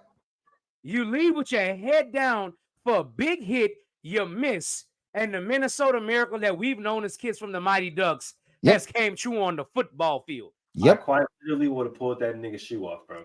Bro, you can't, dog. If somebody was to put a movie out and that shit was to happen in the movie before that moment, you'd have been like, ain't no way in hell that shit would ever happen in real life. Ain't no way in hell. And it did. But I will say this, to his credit, it's never happened again. True. And because the Saint front office got a number, they didn't want to pay him. He's over with the Ravens kicking ass. So I will give him props there. I understand that. I can understand that. Hey, some moments you can never live down. Fuck that. You can't. That. He ain't never living it down. He ain't never living that down. Never ever. Up. That bitch on NFL films. Bruh, I'm telling you, when he hear that Troy Aikman announcement, when he hears that call, I swear he has nightmares. Flashbacks. Yep. I know nightmares. PTSD. Hey, we on here being funny, man. We don't mean no harm to Mike Williams or nothing. You know what I'm saying? It was a blunder, dog. Like, in your head, he probably overplayed it. He thought it was like, man, I'm about to be the hero of this game. Let me make the big hit instead of making the regular hit. Like, no, for real, because even on offense, you've seen a lot of teams march down the field, lateraling the ball back, and they get to the end zone, and then you have one person right behind you open on the next side, but the person with the ball doesn't look and just puts their head down and try to become the hero, and they never make it. Yep. And it's just like, you stupid ass nigga, you could have been the hero passing the ball up, but you want to take all the glory, and you fucked up now. And now we're going to forever know you as the guy that didn't pass the ball up like everybody else on this team because you were selfish. And I'm not saying Mike Williams is selfish. I think Mike Williams just wanted to make a memorable play. Only problem was he was on the opposite side of the memorable play. Unfortunately. The thing with Marcus, though, like I said, the thing with Marcus, he's with the Ravens. But even if he wins the Super Bowl, that Minnesota Miracle, that thing is on NFL films. That thing's immortalized in history. You can't take that back. I'm a Rockets fan. I've been on the wrong side of history in the playoffs twice. Western Conference Finals. John Stockton, dagger. 2014 playoffs. Dame Lillard, dagger to close the series. There's only been 6 game winners or series winners in NBA history. The Rockets are on the wrong side of both. Yeah, that's tough. I'm not even. I'm sick of these people, and I'm sick of these people downplaying John Stockton. Say what you want to about his life now. Back then, that motherfucker was the truth. Y'all need to show some respect on that man's name. I feel like that was specifically towards Boo Up because Boo Up hates John Stockton. Was John Stockton ever the number 1 point guard in the NBA? Oh no, but but he still got stats. He got stats that's still around today. He still got stats today. I'm not saying he's better than Magic. I'm not saying he's better than Isaiah, but I'm just saying put that man in history. Come on now. Hey, hold on, Willie. That's exactly what I wanted to hear. Let me tell you why that's exactly what I wanted to hear. because I hate to bring up, you know what I'm saying? I hate to echo all of this, but John Stockton got a lot of numbers because of what? Longevity, and he's not considered the best point guard. Now that's fact. Wait. I'm just out here to say, Moon know where I'm going with this. Why he laughing? Moon knows exactly where I'm going with this. That's exactly why he laughing. I'm just here to say, just because you got great longevity don't mean you the best at something. I'm not saying he was the best. I'm not saying he's the best. Willie. I already know where he's going. Willie, you gotta listen to where I'm going, Willie. Okay. I'm not saying John Stockton is the best. What I'm saying is longevity don't make you the best, and that's and you pointed out perfectly. You would take Isaiah Thomas, you take Magic Johnson, you take Steph Curry, this and that. Well, guess what? I would still take Michael Jordan over LeBron, even though LeBron got the stats for fucking. Yeah, I got you. You knew exactly where I was going. I got you. All right, Moon, let's keep this thing going, man. Let's keep this thing going. Willie just made my point for me, and nobody else ever made my point for me. So I had to capitalize. I love it. I just think to me, he's not better than Magic. He's not better than Isaiah. But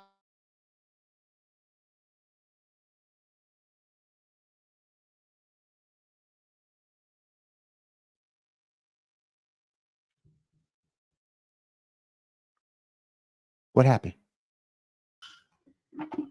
Shit. Okay. Oh, shoot. I guess I just. But I'm just saying, quintessential point guard to me, he's John Stockton's up there. Yeah. I don't care what nobody. I mean, there's a good bit of there might be like 6 or 7 people I would probably take in front of, but John Stockton's a top 10 point guard all time. That's not even up for debate, bro. That's not up for debate.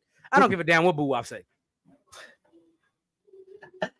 All right, so before we get into this Tua thing, right? There are a few teams that are still 2-0 and or 2-1. Which one of these teams are for real?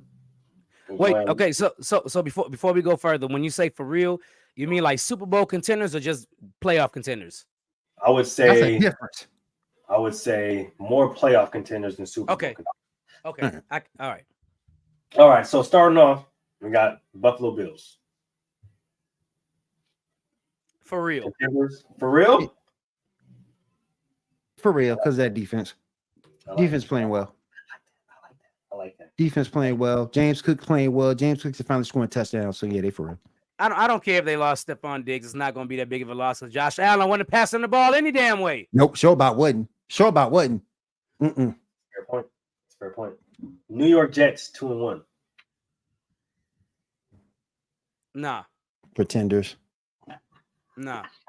Oh, I love this. This is gonna be great. This is gonna Pretenders. Be look. No, like they're on the line of they could be either in or out, but no. To me, no. They might finish. What is it? 18 games? Is it 17 or 18? 18 now. 18. So I'm guessing. I think they'll finish one under a winning record, and they could get in if they win the division. Okay. But the Bills are going to win it. So, no. All right. Pittsburgh, 2-0. Does Justin Fields start the rest of the season is really the question with Pittsburgh. Because if Russell Wilson comes back and they put Russell Wilson in, I'm going to say no. But I think if Justin Fields stayed the quarterback, I think they could sneak in the playoffs. So, yes. I would agree.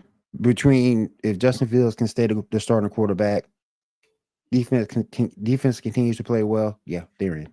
I think Najee Harris is the key factor in that question. So I do believe in Najee hasn't rushed for less than 1,000 yards yet. So I don't like Najee Harris, but okay. We talked about Najee last week. He just don't excite me. I need Jalen. He also hasn't played with a good quarterback either. That's true, but I need Jalen Warren to step up. I need Jalen Warren to get healthy and step up because I think he's the more talented of the two. Okay. Houston. I like Jalen Warren. The Texans 2-0. Yes, they're going to get in the playoffs because I think they're going to win the division. Oh, they for real. Yeah. They're going to win that division. I don't trust the Colts. Not like that. By the way, everybody else in that division is 0-2. 0-2 in that division. the NFC East, they don't have any undefeated teams. Everybody's either 1-1. Everybody's either 1-1 or 0-2. But the leader in that division is the Washington Redskins at 1-1.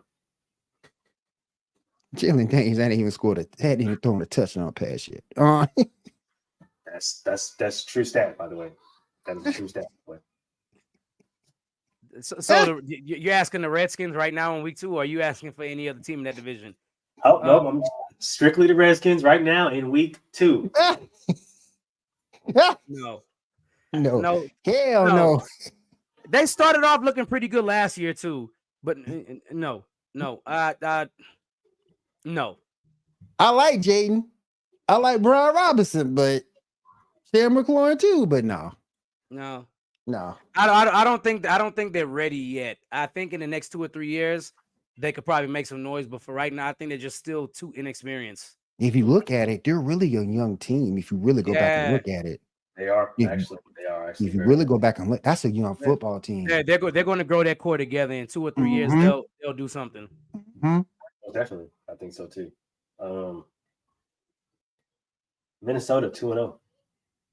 Frauds.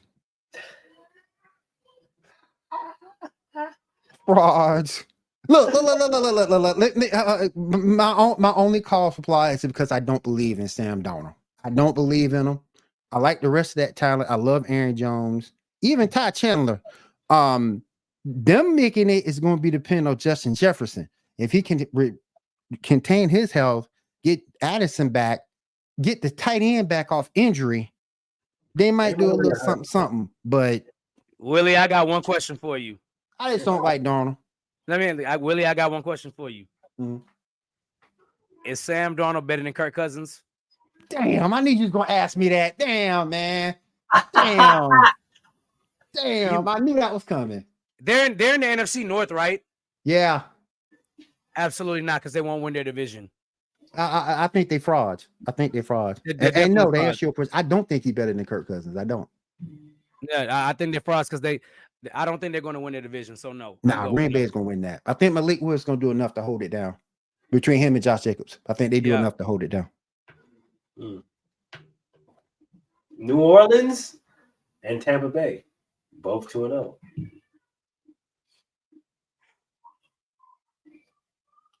I'm taking my Saints jersey off for just a second. I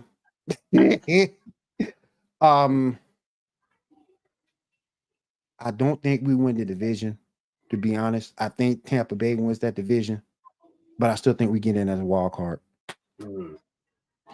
Because they expanded the playoffs to one more team a couple of years ago, I think the Saints could get in. I think we get in as a wild card. I think they both make the playoffs. Yeah, and look at that division. Both. You got to remember they got to play the Panthers and Atlanta. But here's the crazy thing: Atlanta could have the biggest come up and knock either one of these teams out. I think between those 3 teams, that's probably the most evenly matched division. But which is rightfully so, because I mean that even when Drew Brees, Matt Ryan, and Cam Newton were all in that division together, they were pretty much evenly matched too. Yep. And right now, neither one of those teams have a superstar quarterback, but they all have really good quarterbacks. Yep. So y'all remember them Atlanta Saints game to start the season off? We would never miss them shits. I do. So, I've been to a couple. I think 2 out of the 4 teams in this division will make the playoffs. But between those 3 that I just named, I don't know who's going to miss. And I think Tampa Bay will win the division. I just don't know who will get in between the Saints and Atlanta. It's a tough one. It's a tough one because I do think Atlanta has the better team, but I think Kirk Cousins has the better experience. And Kirk Cousins can slang that thing. And Kyle Pitts, for the first time in his career, looks like a good tight end. For the first time in his career, he looks like a good tight end. There we go. Plus, they got that dual threat of a run game between Bijan and Tyler Algier. So yeah, boy. They got them 2 all-pro safeties in the middle too. Last but not least, Seattle 2-0. You know what? Who's in Seattle's division? You know what? The Cardinals, the 49ers, And the Rams. Yeah, Rams. 49ers in the division. I think Seattle got in last year, right? Or was it 2 years ago? It was 2 years ago, I think. With Geno. With Geno. Yeah, I think it was 2 years ago. they lost the last game of the season last year again. I think Seattle can make it again as a wild card. But I mean, come on, we know who owns this division. But Seattle the type of team I wouldn't want to play though.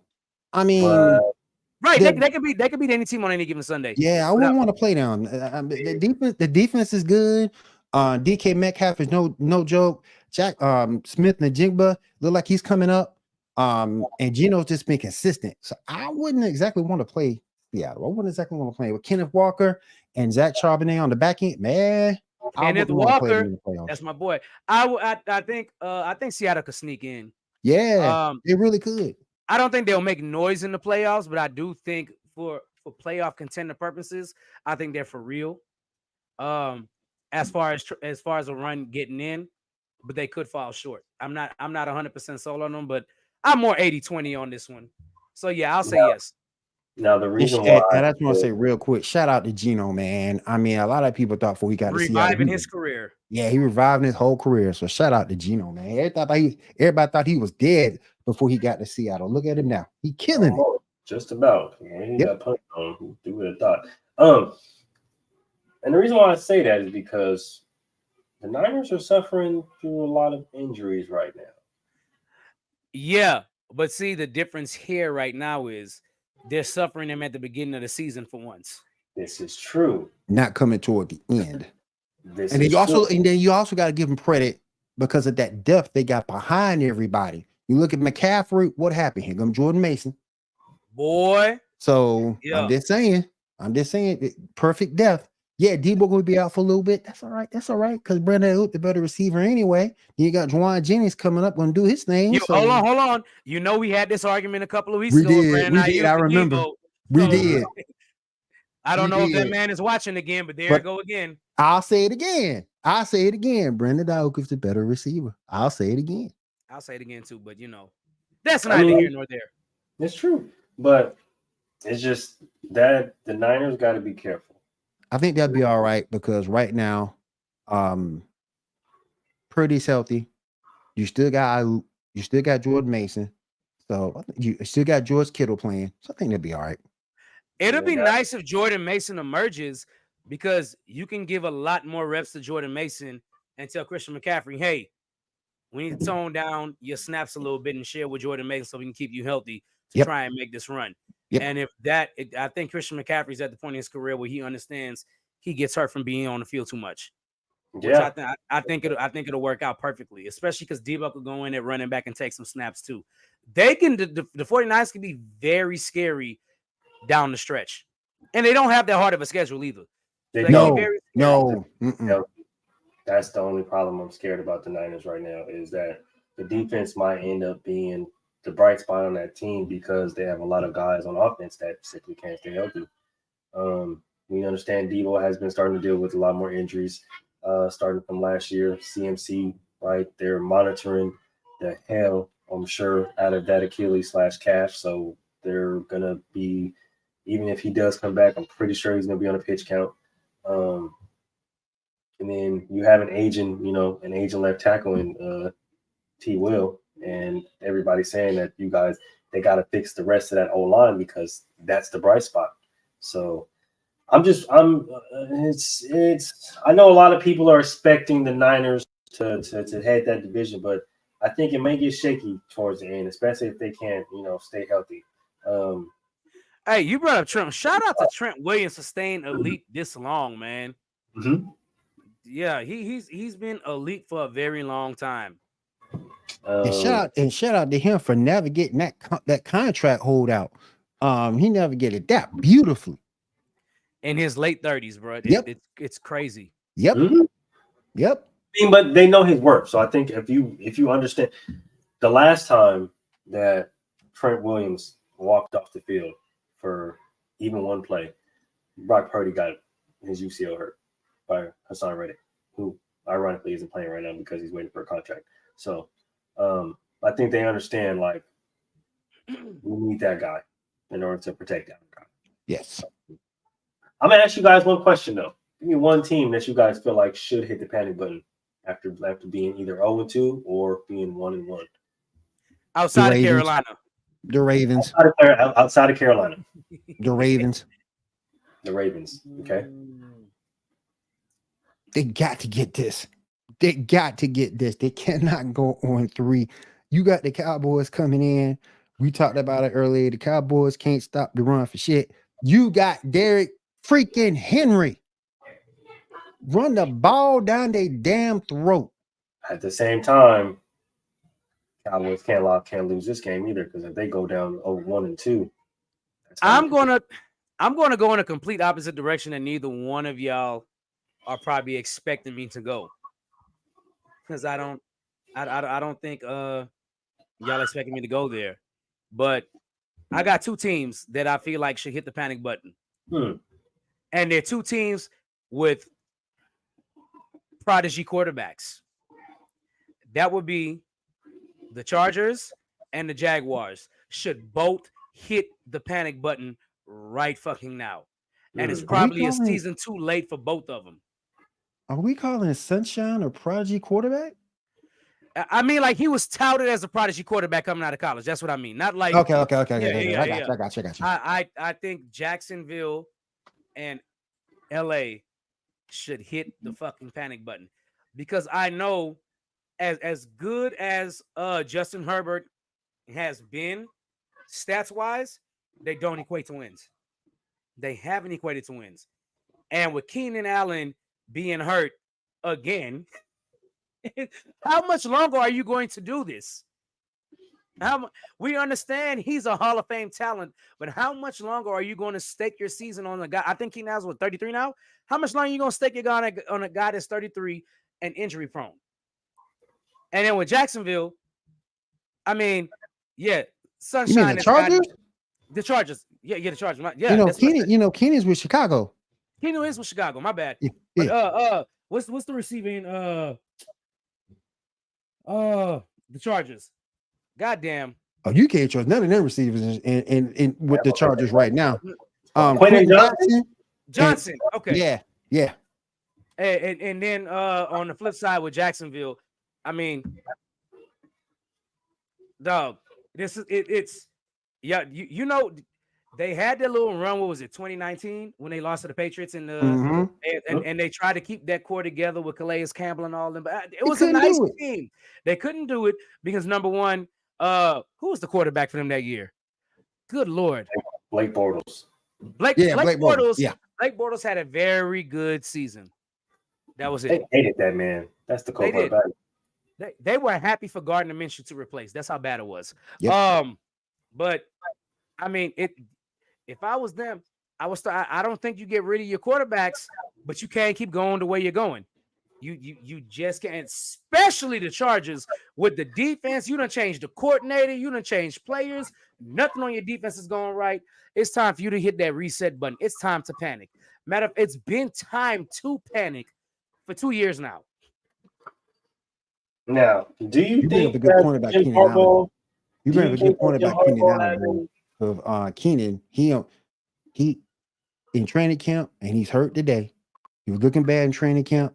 He's hurt now. He ain't looking good. Y'all, Duzier, Romain Duzier. Yeah, he about to take that spot. Low hobble. Let me ask y'all a question though. How much are y'all banking on the Chargers being 2-0 right now?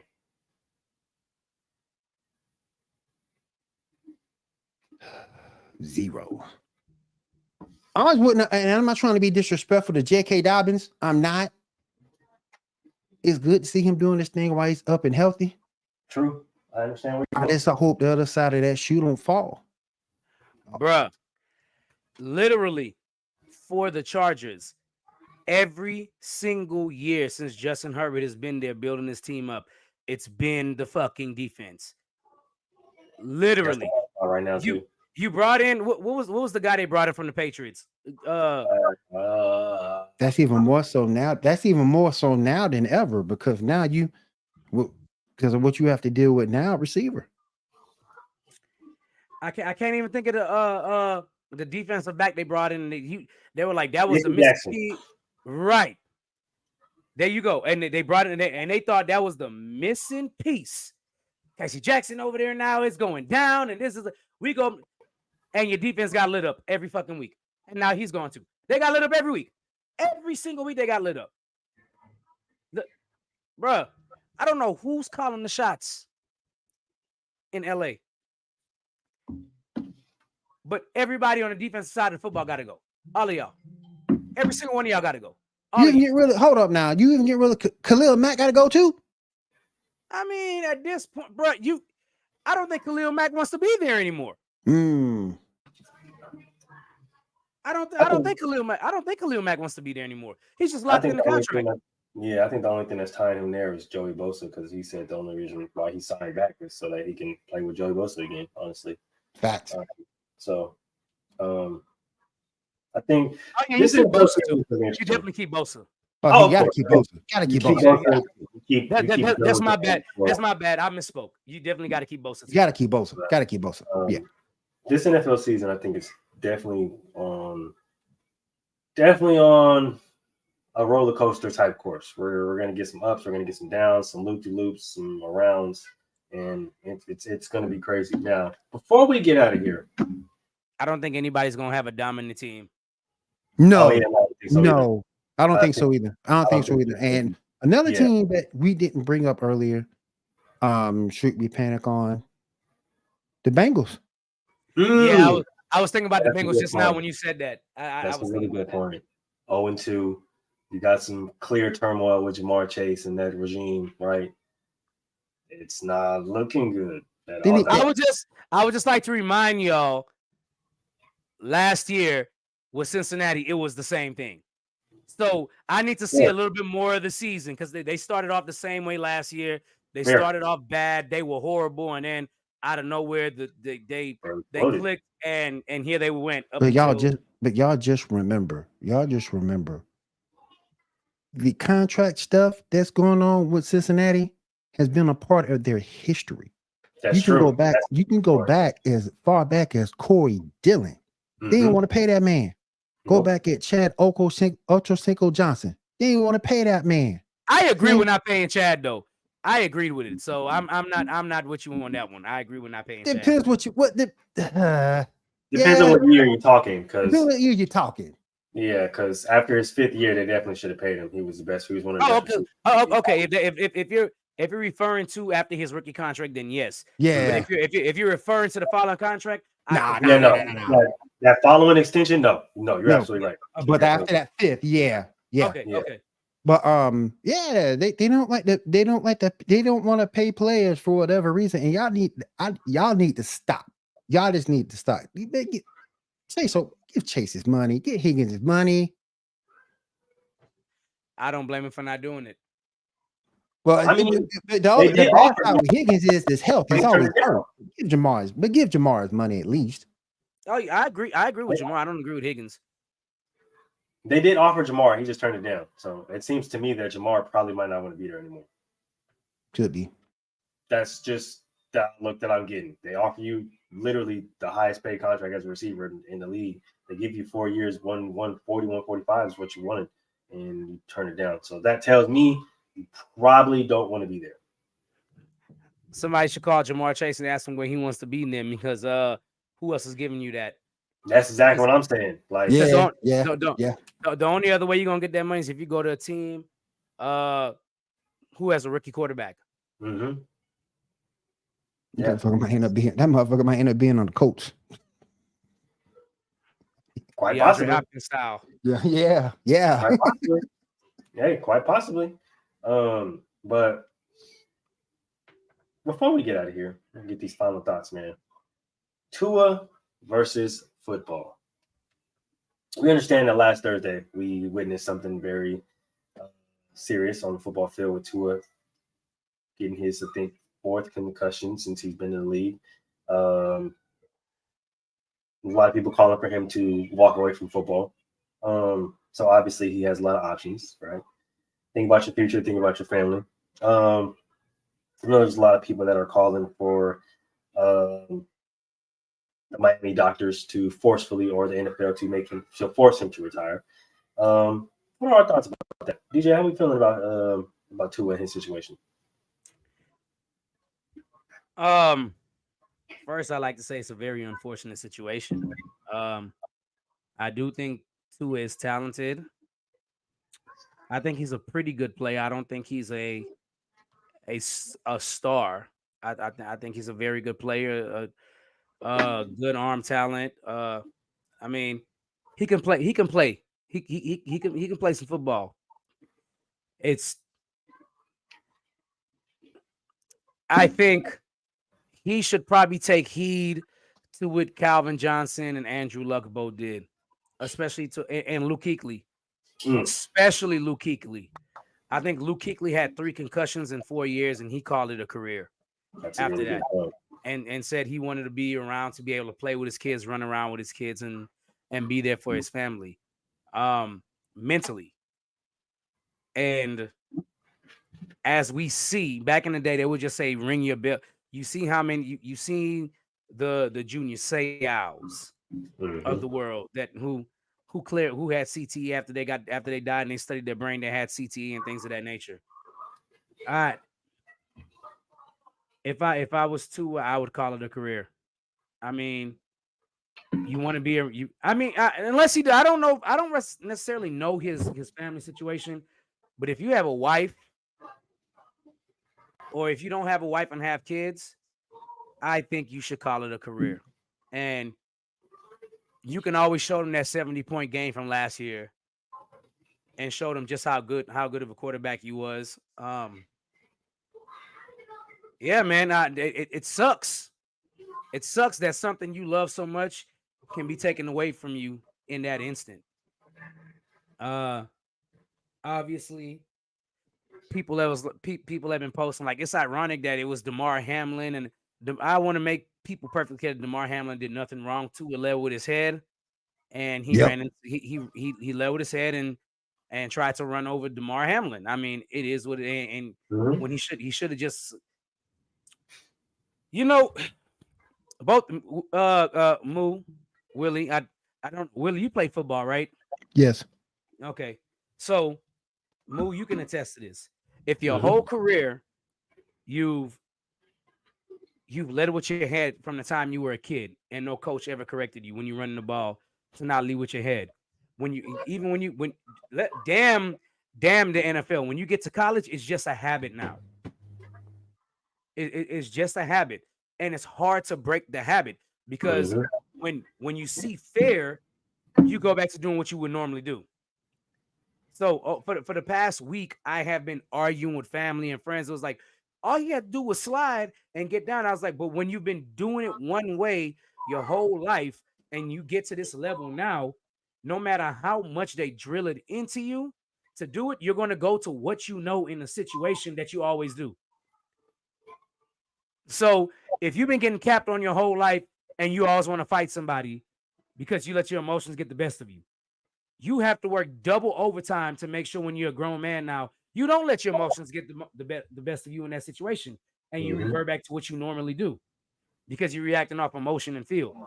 That's unfortunately for Tua. That's what I feel like no coach took the time to make sure he corrected it.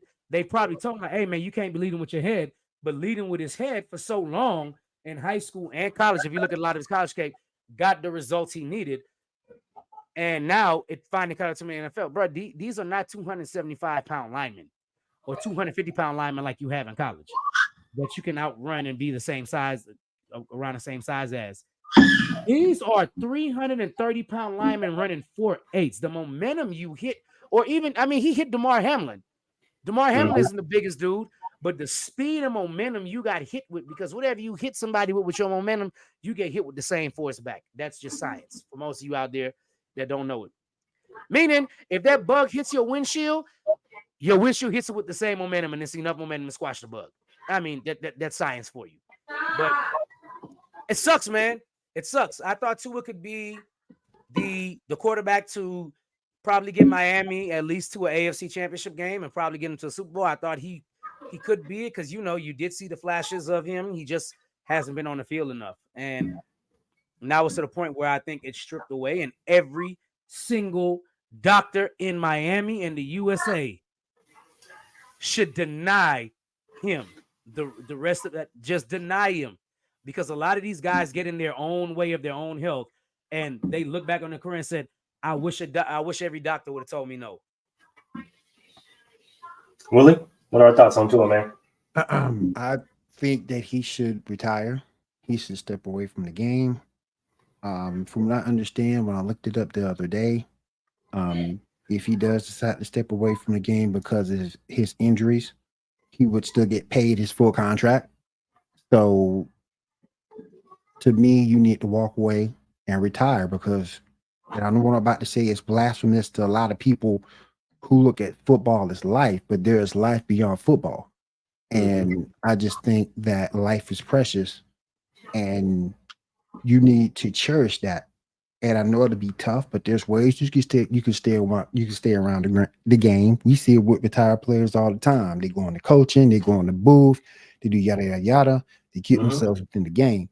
So I think he needs to retire and take this time and spend it with your family, because everything that you have done, that we've seen on the field after you get concussed, has been scary and very concerning when you seize up like that. And we want the best for you.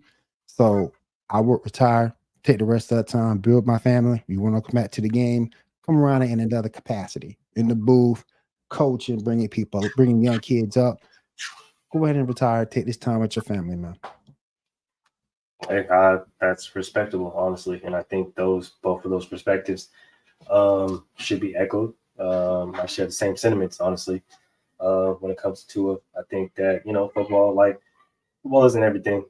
I know a lot of people make football feel like it's, is everything in its life, but there are life beyond football. You can always, be around the game, but not be in the game.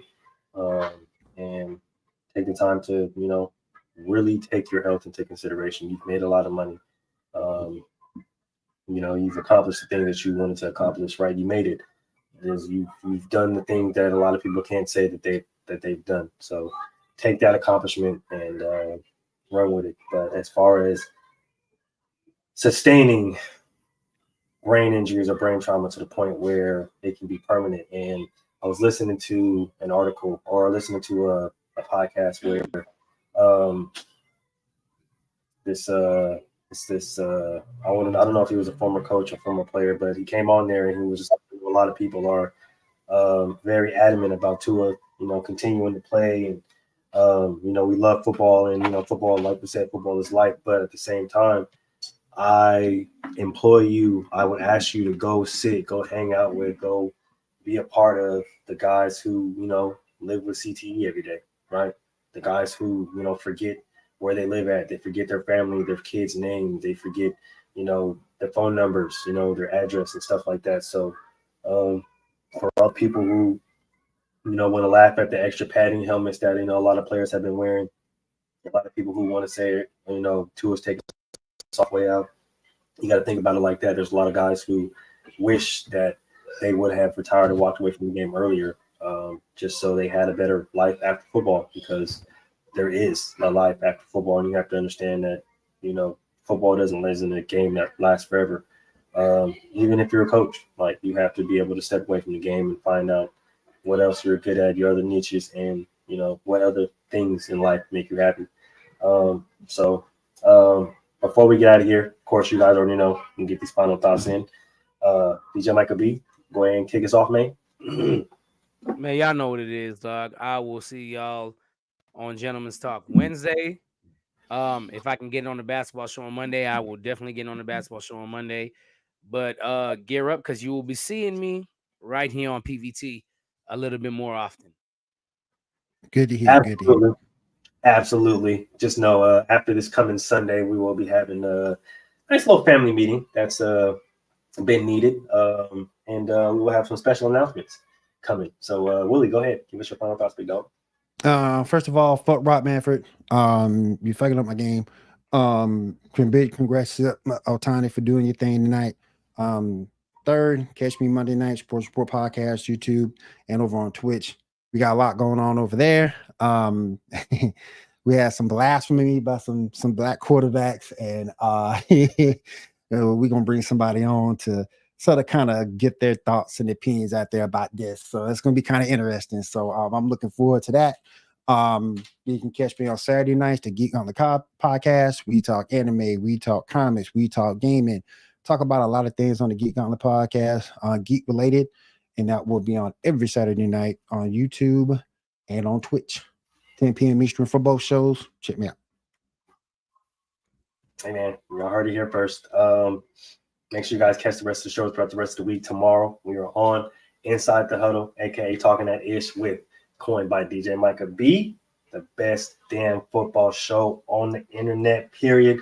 Me and my boy Mel gonna come tear y'all motherfucking screenways up. 10 o'clock Eastern time, 7 o'clock Western time. Make sure you come in, pop in before you go turn up, get all ratchet and stuff like that. Monday, basket to basket, me, Troy, Boo Up. We back at it in full effect. We know basketball season is coming, so we're starting to gear up, ramp up for that. Like DJ Michael B said, Gentlemen's Talk on Wednesdays. We got some crazy content coming towards y'all. And then we're back here on Thursday for PBT. So make sure you guys tune in, tap in, tell your friend to tell a friend. Keep liking, keep subbing, keep commenting, and we can keep bringing out this dope-ass content, man. So without further ado, appreciate y'all for sliding through. We'll see y'all next week. Girl, you out.